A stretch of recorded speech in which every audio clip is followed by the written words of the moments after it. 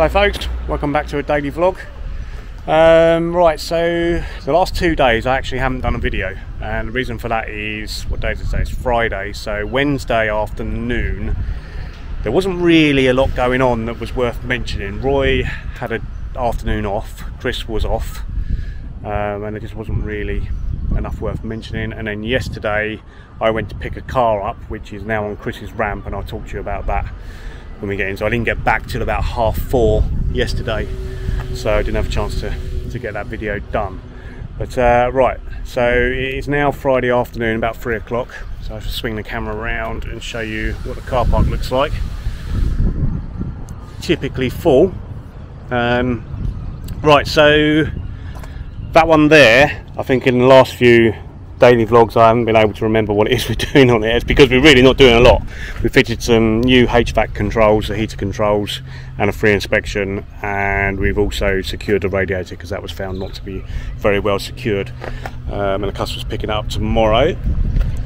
This one here, I've mentioned that a couple of times.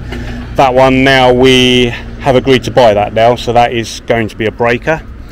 And if you're interested in any black body panels, email Ollie at the MX5 Restorer.co.uk. He will be dealing with that. There's electric mirrors on this one as well. I think unfortunately though, the teardrop stainless steel door cards I think Ollie's having, so you can't have those. This was back from paint. This is the one Roy was welding up, so that's back. That's going to be, he's going to start putting that back together a bit later this afternoon. The Laguna Blue one, just waiting for an exhaust on that, and then that's done. The VR Limited, done. Unfortunately we couldn't get any wheel spacers for it, but other than that it's done. This one arrived this morning.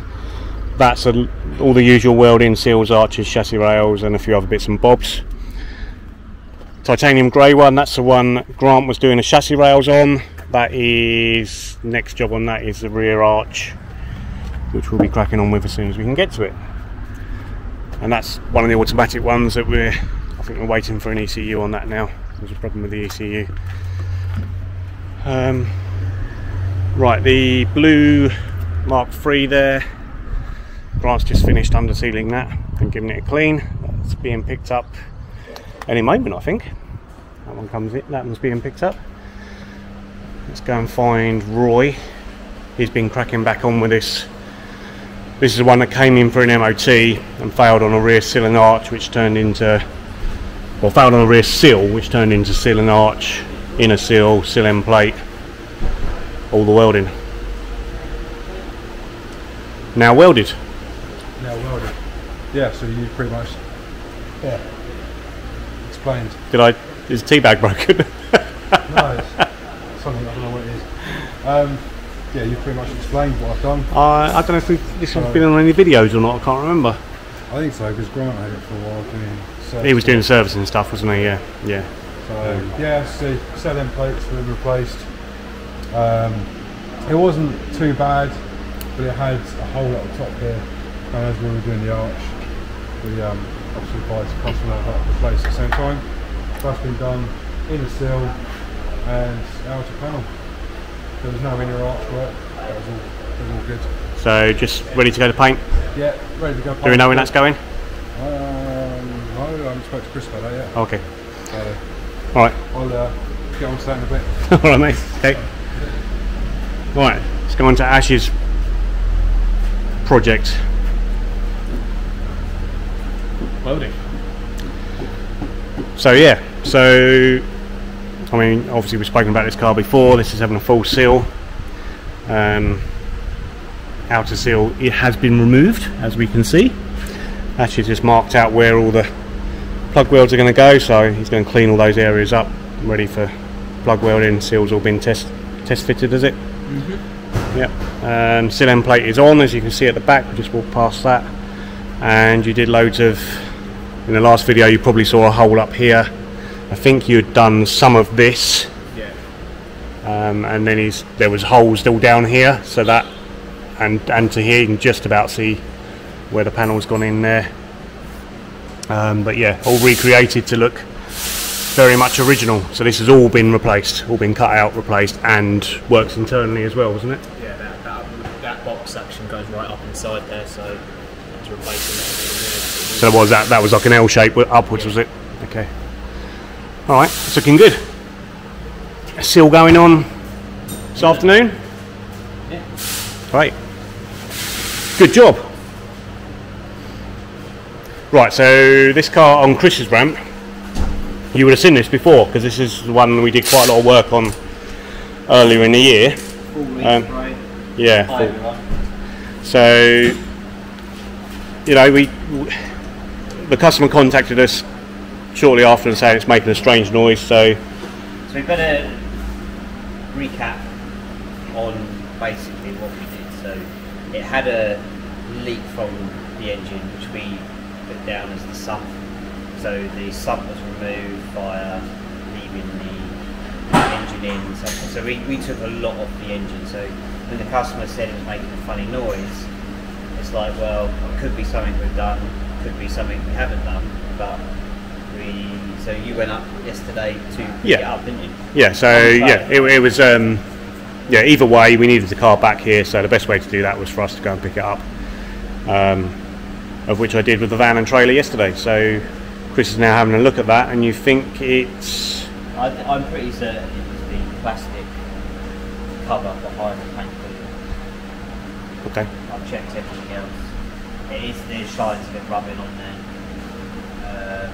So obviously if that ends up being a problem, there'll be no charge to the customer for collection and correction. So that's the service we provide.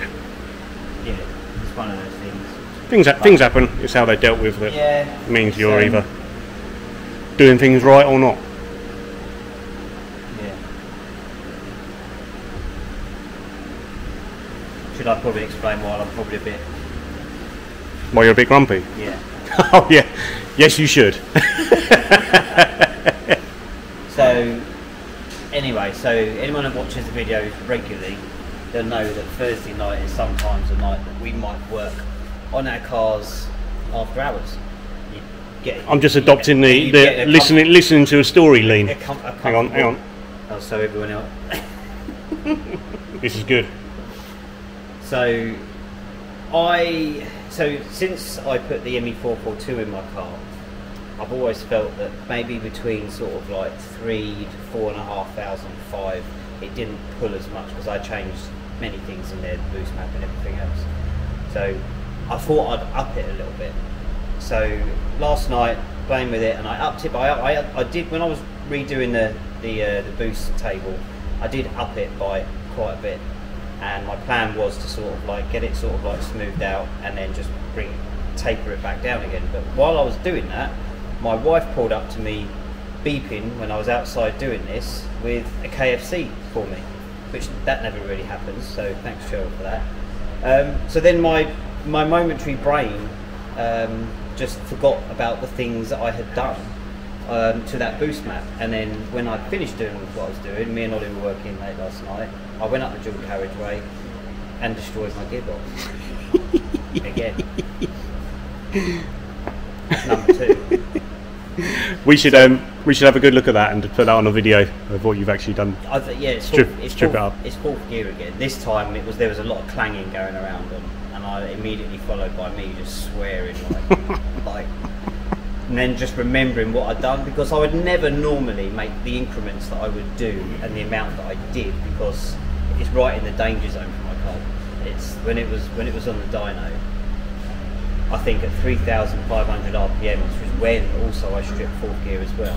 When on its first dyno, which is running more power than what it is, it was 340 foot-pounds of torque at that RPM rate, which was too much, which is why it destroyed my first gearbox. Which is then why I made some adjustments, boost down, changed a few things, and it was running reliably until I touched it. So you messed with it again? Yeah. You think I'd that's what used to kill your engines, though, wasn't it? You would mess with it. So anyone else that knows me as well is like 1 year I think I went through 6 engines. 6 standard engines, not 6 standard engines, because I would just. So anyone that's struggling to find a Mark 1 1.6 engine, Chris is the reason there isn't any. Well, luckily I've now sourced another gearbox, which is only in Crawley, which I'm going to go and pick up from a guy tomorrow. So cool. That's how long do we give that one? well, no, I've obviously put my boost mat back to how it was. How long's this one lasted? And I'm really annoyed about it because this gearbox was out of a Mark II RS. Oh, nice. And I know that because it was like the best. It was the best sort of gearbox design to have because they were the Mark IIs and they were like, built differently. And I'm annoyed that I busted that. So now 6 months? No, Has it been 6 months? No, Has it been a year? No, I can't do it. No, how long has this one lasted that's in there? I think about 2 years. No. Yeah, it is. Yeah, because I destroyed my first one quite soon after the build was done. Has your car been built that long? Yeah. I suppose 2020 has just been a year to forget because nothing happened. It was in there for 2 years and I have beaten on that gearbox. I put mileage on it and I stupidly made adjustments on it last night and got distracted by the kernel. Colonel. Yeah. Finger licking good. Yeah. So I think that. So normally around that sort of that sort of power range, when my car's going from sort of like 3.5 to 4.5, or sort of, you know, to 5, it's normally about sort of between 17 and 20 psi. But I didn't get a chance to look at it, but knowing the changes that I made last night, it must have gone into like the 20s because it goes into the 20s at the higher RPM as well. Oh dear. So yeah, it went. When are you fixing that? Well, I'm picking up gearbox tomorrow and then hopefully slapping it in on Thursday. You do a video? Maybe. CBA. Yeah, so that's what I've done. See you later. What's wrong with this one, Grant? Hi folks, we don't just do MX5s, MX5 Restorer. We've got a Ferrari in. Where'd you find Ferrari that? Spider in for an underseal. Shouldn't take too long. These Italian cars, they're a lot smaller than they look. Well, that's that cleaned up. Nice. All right, Grant. Yeah, by all means. Don't wash it too hard, you'll make it even smaller. That's it, it'll shrink now with the wash. Shouldn't go there. There you go, that's clean. I promise you that is washing up liquid. Which you shouldn't use on cars, folks.